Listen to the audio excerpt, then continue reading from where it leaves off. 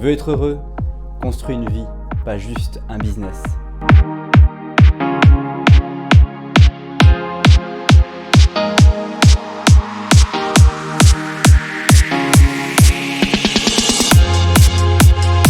Bonjour et bienvenue à toi, je suis OG Dolé et cette chaîne YouTube a été créée pour t'aider à résoudre le premier problème que tu rencontres et qui te retient, le manque de confiance en toi. Tu regardes cette vidéo parce que tu sais qu'il y a quelque chose de plus au fond de toi. Tu as le niveau et le talent de Michael Jordan dans quelque chose.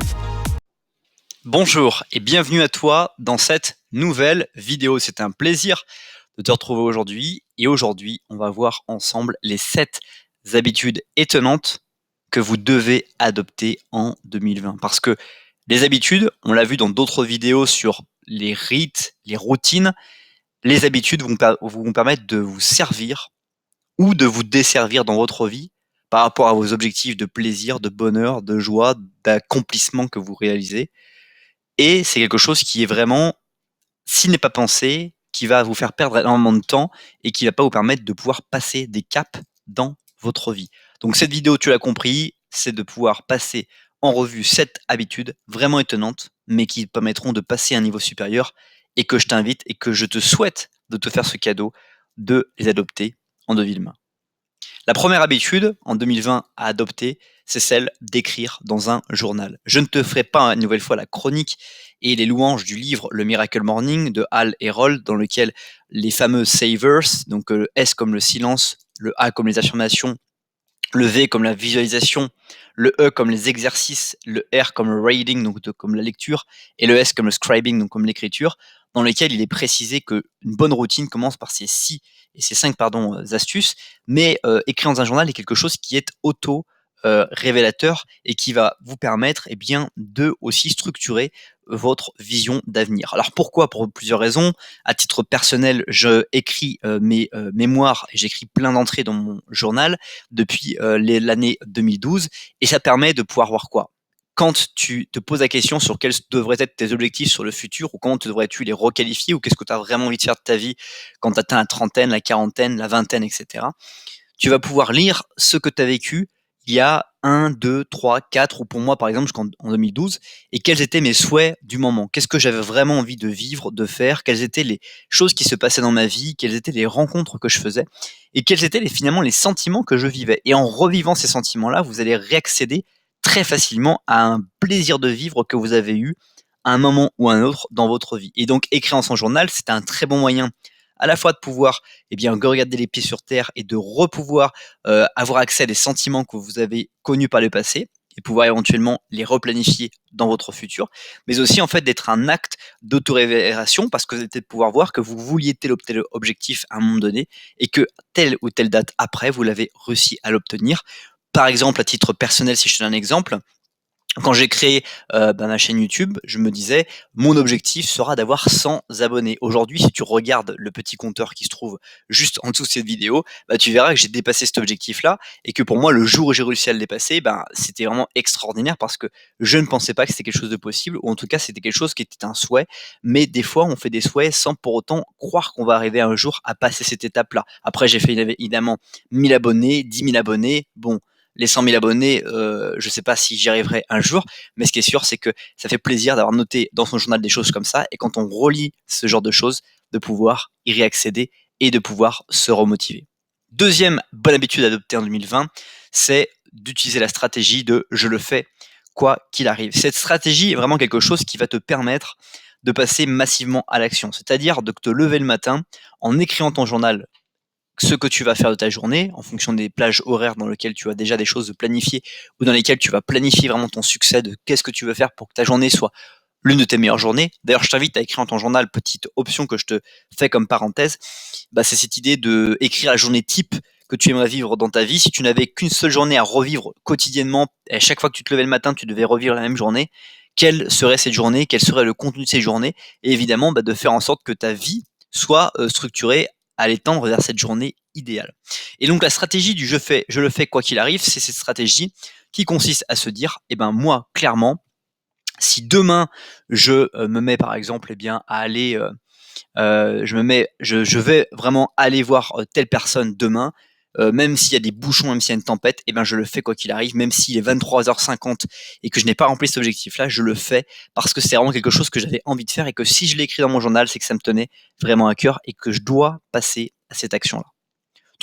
Pendant que j'y pense, je t'invite à découvrir plus de contenu dans la description de cette vidéo et dans lesquels je te partage les 7 secrets pour progresser dans sa vie. Le lien est juste en dessous dans la description. Troisième chose et bonne habitude à adopter en 2020, c'est de s'entraîner. Et cette fois-ci, je ne vais pas te parler exclusivement d'entraînement physique, mais t'entraîner finalement dans n'importe quelle discipline. Ça ne t'a pas échappé, mais si tu as déjà pratiqué les arts martiaux ou un instrument de musique, tu t'es aperçu qu'il fallait répéter, répéter et répéter très souvent les mêmes notes, très souvent les mêmes morceaux.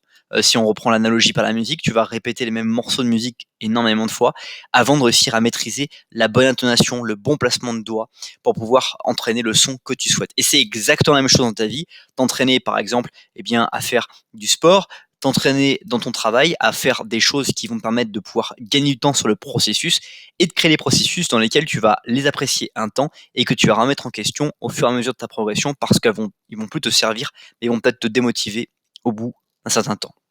Quatrième bonne habitude adoptée en 2020, c'est de devenir un grand lecteur. On l'a vu dans ce que je faisais allusion en début de cette vidéo sur les fameux savers du livre Miracle Morning, dont la lecture est quelque chose qui va vraiment t'apporter énormément. Je regardais d'ailleurs une vidéo très récemment d'Oprah Winfrey qui expliquait que les personnes qui étaient dans nos entourages quand on était à l'école, qui lisaient beaucoup, paraissaient toujours utiliser du vocabulaire plus soutenu que nous et aussi avaient une capacité de compréhension, d'explication et on avait un sentiment de ces genres de personnes, d'un sentiment de supériorité. Alors évidemment, c'était peut-être le plus beau cadeau que leurs parents avaient pu leur faire, de leur apprendre à lire, de leur apprendre à s'intéresser à des choses et de prendre le temps de le lire et pas uniquement bâcler la lecture. Devenir un grand lecteur, c'est aussi choisir des livres qui vous motivent parce qu'il n'y a rien de pire que de se faire imposer un livre quand on était à l'école, de se faire imposer tel ou tel livre et de pas du tout connaître ou d'avoir l'aspiration de lire. Moi, ce que je te propose de commencer quand tu lis, si tu ne lis pas actuellement, c'est simplement de te préoccuper sur des biographies de personnes qui t'intéressent. Éventuellement, si tu aimes le sport, choisir un sportif qui a écrit une biographie dans un sport que tu apprécies particulièrement, ou dans la musique, ou éventuellement sur les entreprises, comme par exemple Apple, de comprendre le succès, ou des entreprises comme Nike, ou de choisir d'autres choses qui vont te permettre de pouvoir, encore une fois, apprendre des choses et te motiver à lire, tout en appréciant de découvrir l'univers et la motivation de quelqu'un. Cinquième habitude adoptée en 2020, c'est de battre le soleil. Cette habitude-là, c'est fait partie également du Miracle Morning, donc le matin miraculeux, celle qui consiste à se lever avant le lever du soleil. En se levant avant le lever du soleil, personne ne pourra venir vous embêter puisque les gens normaux, même si vous êtes quelqu'un d'extraordinaire, mais les gens ordinaires se lèvent le plus tard possible pour aller à leur travail ou se lèvent le plus tard possible pour pouvoir éviter d'aller à leur travail pour ne pas y penser et pour surtout essayer d'optimiser leur temps. En revanche, le soir, ils peuvent toujours être contactés, ils peuvent toujours être soumis à la tentation de regarder un film ou de regarder telle ou telle série de télé-réalité et donc de passer et de perdre des heures précieuses pour pouvoir agir sur des choses qu'ils ont vraiment envie d'avoir dans leur vie. Le matin, entre, on va dire, 3h du matin et 6h30 ou 7h du matin, vous avez un temps dans lequel personne ne pourra vous embêter, dans lequel vous pourrez être dans le calme, dans lequel vous pourrez réfléchir, raisonner, penser à faire des choses que vous n'osez pas vous permettre de penser et justement de pouvoir travailler sur ces idées et les mettre éventuellement en application. Sixième bonne habitude adoptée en 2020, c'est de se pousser soi-même. Par exemple, quand j'enregistre ce type de vidéos, comme tu peux le voir, je les enregistre 4 par 4. C'est-à-dire qu'actuellement, mon objectif n'est pas de faire une vidéo par jour, mais de faire une vidéo par semaine, qui seront publiées les vendredis soirs à 18h. Et quand j'enregistre ces vidéos, je me mets l'objectif d'enregistrer 4 vidéos d'un coup. Pourquoi je me pousse? Parce que sinon, je me suis aperçu d'une chose terrible, c'est que maintenant que j'ai dépassé 10 000 abonnés, et que j'ai enregistré plus de 1000 vidéos, j'aperçois en fait que je suis pas forcément toujours motivé à enregistrer qu'une seule vidéo et que ça me demande un effort assez important pour juste enregistrer une vidéo, même si j'ai envie de partager avec vous quelque chose d'intéressant. Et donc me mettre à enregistrer 4 vidéos me permet de motiver et surtout d'enchaîner. Quoi qu'il arrive, je le fais jusqu'à la fin de ces 4 vidéos et tant que j'ai pas enregistré ces 4 vidéos, je ne passe pas à l'activité suivante que j'ai envie de faire. Enfin, septième et dernière habitude à adopter en 2020, c'est de se mélanger avec des gens qui ont réussi. Ça ne t'a pas échappé, nous sommes toujours et encore la moyenne des 5 personnes que nous fréquentons le plus qui sont autour de nous. Et si ces personnes n'ont pas réussi ou n'ont pas le niveau de réussite que nous souhaitons pour notre vie, eh bien, nous allons nous faire aspirer par ce qu'elles sont aujourd'hui. Donc, ce que je t'invite à faire, c'est de trouver des personnes qui ont réussi, qui réussissent, ou des personnes que tu admires pour ce qu'elles sont et que tu as envie de les fréquenter pour découvrir leurs secrets et te mettre à pratiquer à ton tour les mêmes clés pour pouvoir obtenir éventuellement les mêmes résultats. Juste avant la vidéo bonus qui va suivre ce moment, j'aimerais t'inviter à me dire dans les commentaires qu'est-ce qui t'empêche d'avoir la confiance en toi. Mais également, qu'est-ce qui fait dans les actions que tu réalises pour essayer de gagner cette confiance que tu n'arrives pas à persévérer ou que tu deviens désespéré. Dis-le moi dans les commentaires pour qu'on entame ensemble un échange.